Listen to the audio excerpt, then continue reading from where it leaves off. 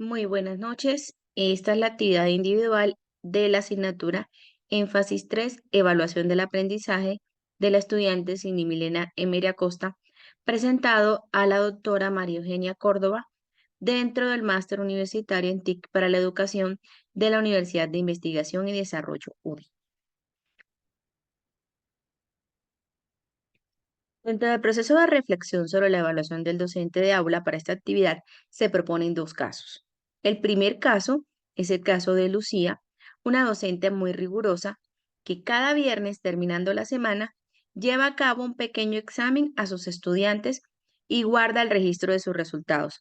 Al finalizar el bimestre, mira sus resultados y obtiene la calificación para cada estudiante.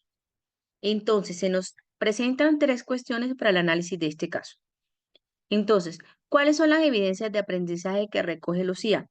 En principio, son evidencias de aprendizaje que primero están fuera de tiempo debido a que ella las recoge de manera semestral y de manera semanal y adicionalmente a eso, no hace el análisis de esa propuesta ese mismo día, sino que las deja para el bimestre.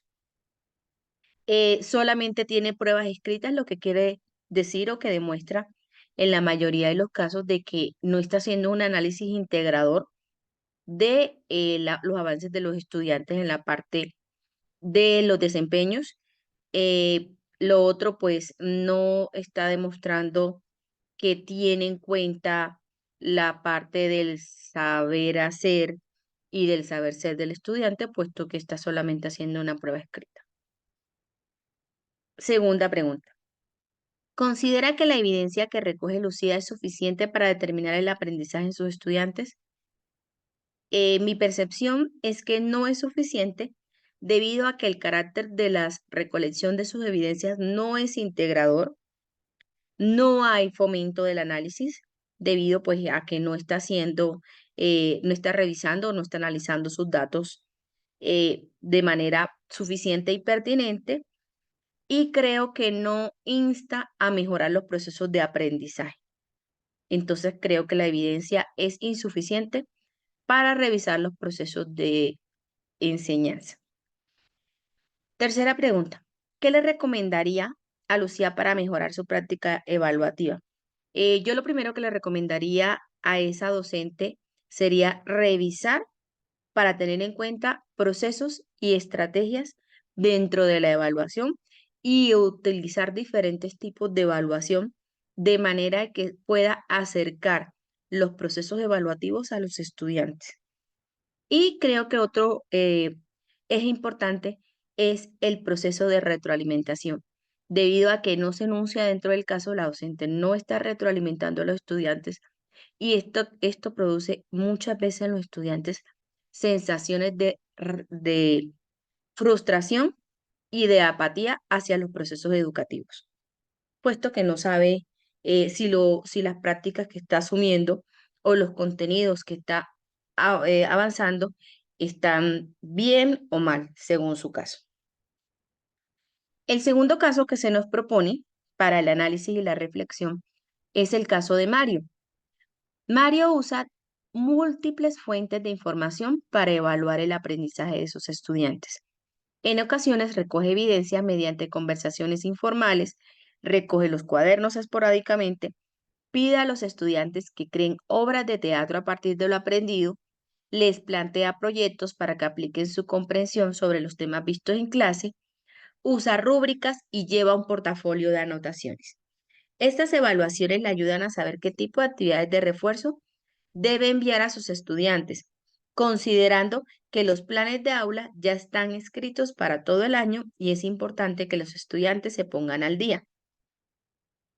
Para el análisis de este caso se nos proponen 4 preguntas. La primera es, ¿qué fortalezas demuestra Mario en su práctica evaluativa? Yo creo que Mario, dentro de sus fortalezas, lo primero que podemos observar es la diversidad de estrategias y metodologías que utiliza. Me parece súper interesante que adicionalmente a su práctica evaluativa, el docente está llevando un diario de campo para poder recolectar también evidencias de los procesos y de las interacciones de los estudiantes. Además de eso, me parece que ese docente está haciendo una lectura muy efectiva de los procesos de aprendizaje, de evaluación y del entorno de sus estudiantes. Y eso se traduce en que este docente está generando, fomentando resultados y climas positivos dentro del aula. ¿Qué fuentes usan los docentes para evidenciar el aprendizaje?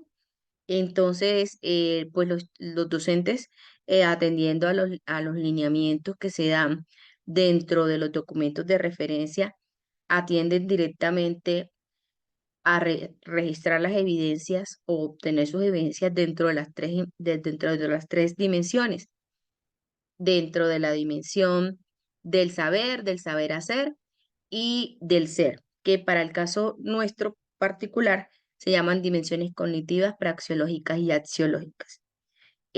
Adicionalmente a esto, pues el docente debe entender y adicionar dentro de su práctica de aula la evaluación de los ambientes de aprendizaje para determinar si son efectivos o no son efectivos o si son óptimos para procurar mejorar los procesos de enseñanza dentro del aula de clase. Eh, la tercera cuestión es los resultados de si los resultados de las evaluaciones son solamente para enviar planes de refuerzo.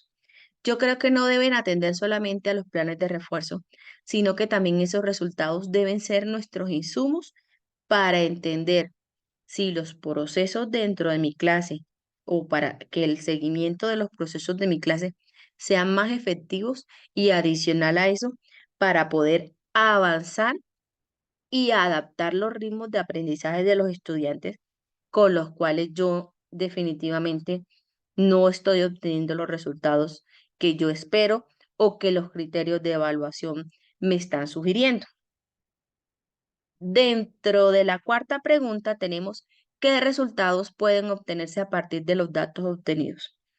Entonces, yo creo que dentro de los datos que obtenemos, lo más importante es poder analizar esa información para determinar cuáles son las fortalezas y cuáles son las debilidades de los procesos. En principio, para generar los planes de acción que me permitan hacer las intervenciones dentro de mi plan de aula para poder mejorar los procesos. Y lo otro, para poder retroalimentar los procesos tanto del docente como lo de los estudiantes para que mi aprendizaje sea mucho más holístico e integrador dentro del aula de clase. Por último, como conclusión, podemos decir que la gestión efectiva de las evaluaciones proporciona que el docente pueda identificar las fortalezas, debilidades de los estudiantes y adicional a eso, pueda adaptar las metodologías de enseñanza para abordar esas necesidades que se incluyen dentro de los estudiantes de manera grupal o de manera individual. Pienso que la integración o la integralidad de las evaluaciones permiten que los ambientes de aprendizaje sean más inclusivos y motivadores, puesto que permiten que el estudiante también se autorregule, ya que dentro de los procesos de autoevaluación y de coevaluación, el estudiante puede generar una conciencia de que su proceso de enseñanza es importante y que él es importante para generar esos procesos de manera efectiva.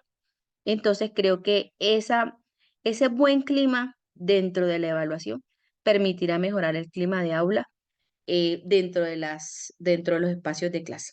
Muchísimas gracias.